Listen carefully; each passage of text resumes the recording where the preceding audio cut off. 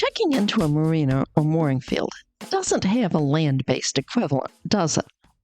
So how do you learn the procedure and best practices if you've never done it before? Hi, I'm Carolyn Sherlock, and on this episode of the Boat Galley Podcast, I'll share what you need to know to make arriving at a marina or taking a mooring ball much less stressful. So how do you check into a marina or mooring field? It's a great question, and one that I remember wondering about back when we first started cruising.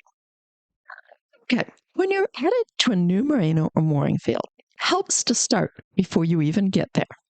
Take a few minutes to look at the layout, either on their website or on Google Maps. Switch to the satellite view and zoom way in. Seeing how the docks or mooring balls are arranged helps a lot when the office staff is giving you directions later.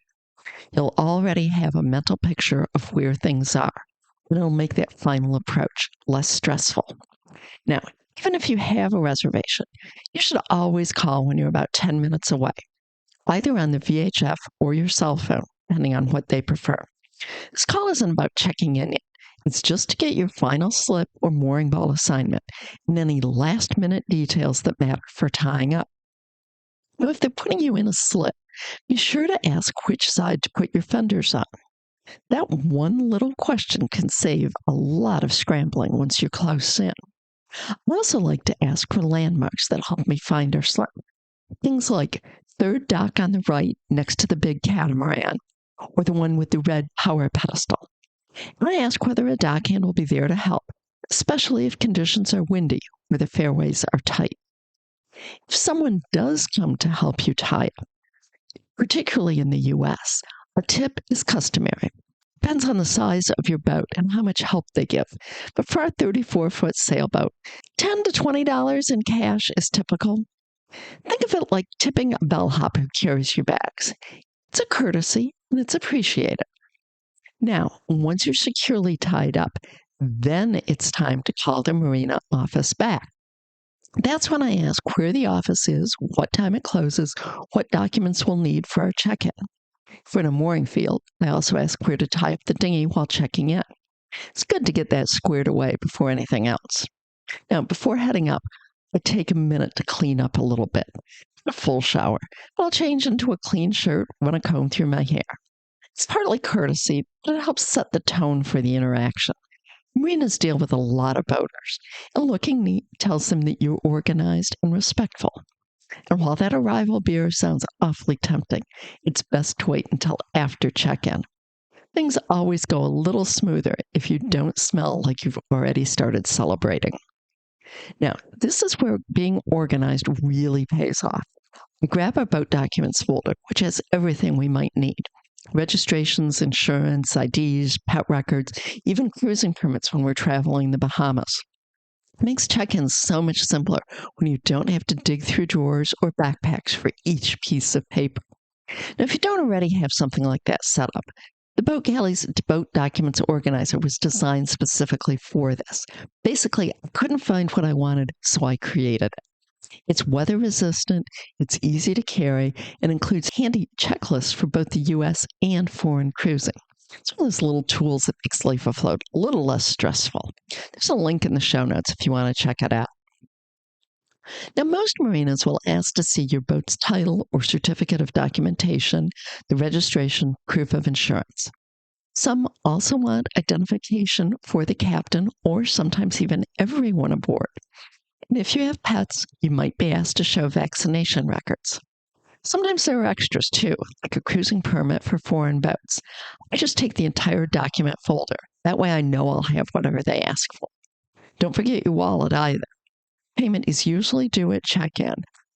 Places in the U.S. virtually always will take credit cards. In other places, it may be cash, it may be credit cards, it may be a check, whatever. You need to ask. How long does check-in take? It really varies. I've had it take as little as 2 minutes, just paying $20 cash for a mooring ball and giving them the boat name. No receipt or anything.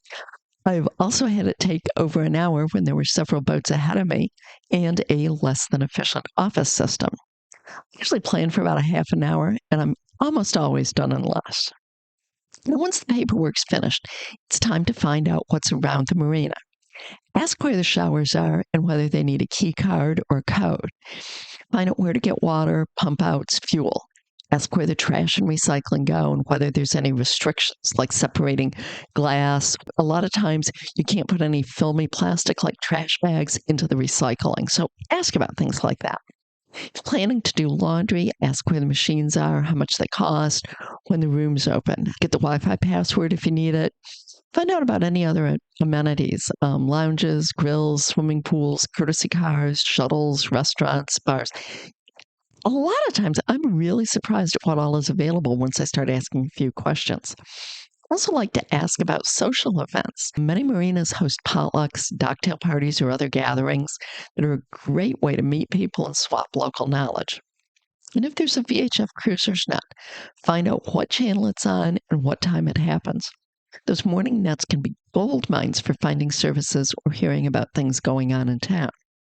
Now, before you leave the office, be sure to ask about the check-out process. Where do you return key cards? How far in advance do you need to call if you need a dockhand to help you out? Are there any tide or current issues that can make departure tricky at certain times? Knowing that upfront saves a lot of stress later.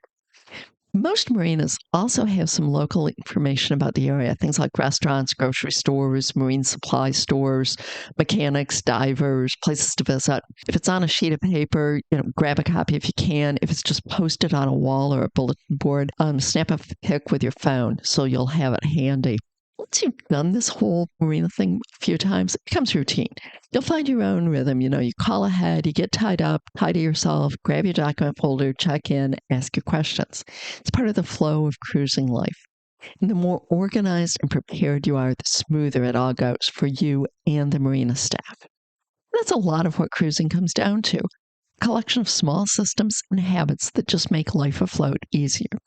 Checking into a marina is one of them. Once you know how to do it, it's no big deal, and you can focus on enjoying the good parts, the hot shower, the comfortable night's sleep. And finally, maybe that cold beer, glass of wine, or even an iced tea. And if you want to make your paperwork part simple, please take a look at our boat documents organizer.